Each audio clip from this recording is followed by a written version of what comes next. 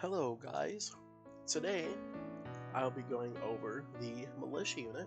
It is classified as a conquer unit. I'll be looking at each of the three doctrines, which would be capitalist, nobles, and communists for this comparison. Now, let's start the names for each of the militias and each of these doctrines. So starting off, we got the capitalist. They're called National Guard, Special Reserves, then Home Guard. For the communist doctrine, it's the Red Mob, Red Partisans, then the Red Revolutionaries.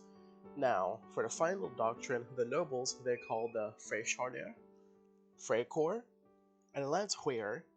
They all share the same abilities, being Conquer, Urban Stealth 1, then Urban Stealth 2 at the relevant tech upgrades. Now, let's look at each of the doctrine's buffs to these units so we can see the differences. First off, we'll look at the capitalist doctrine. As you can see here in the global buff section, research is faster and cheaper, along with ability usage being the same, although it is useless to the militia as they don't have any active abilities. But we can see here in the Conquer area that for every level the unit gains, it's a 5% movement speed increase, giving an overall speed of 75, making it better than the nobles doctrine. Now, speaking about the nobles, let's see the doctrine here. So as we can see, their global buffs are plus 10% movement speed and the generous 20% more view range, and their conquer unit bonus gives them a nice 15% more hit points. Now, this global buff makes them have 60 speed, putting them in the middle of the road for speed. Now, thanks to the other buffs, though, they are a little bit more tankier with 18 hit points instead of 16, and have 9 more view range than their capitalist or communist counterparts. Now, for the final doctrine for us to go over, the communist doctrine goes a little bit different than the first two, as their global buffs actually make the unit get produced 20% faster, and 1/3 of the upkeep cost is reduced. Now, the conquer unit buff for this unit here makes them deal 25% more damage while in urban areas. So, with this buff that makes them produce faster, they go from 2 hours and 48 minutes down to made 2 hours and 12 minutes to be made with the fastest production time.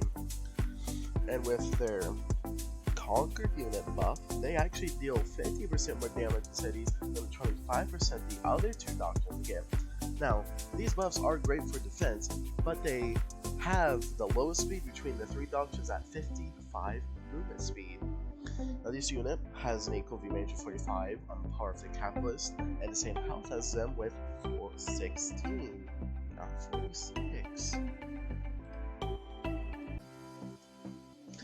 Now, each of these have their own strengths and weaknesses. So for the capitalist, they are the speedy unit of the bunch, meant to capture and intercept threats as fast as possible. The nobles, however, do rely on a more tactical approach with their increased view range and more health, allowing them to go toe to toe with more dangerous threats and give them more time to prep to engage one. And then finally the communist, which they surprisingly favor a defensive playstyle. As was discussed, their militia does do more damage in the cities, attacking or defending, and are also made the fastest by about 30 minutes, which can mean everything in the match, but they also move the slowest, meaning they will struggle to catch opposing doctrines militia units. So all in all, it does depend on the playstyle you like. Capitalists are the speedy ones, the nobles are the tank ones, and the communists are the defensive ones. Well, that'll be all for you, fellow leaders. I do have a Discord for you to join down below, and I do hope this video did give you some more info and insight into the militia. Stay tuned for more units in the future potentially, and as always, like, comment, and subscribe, and have a good one. Bye!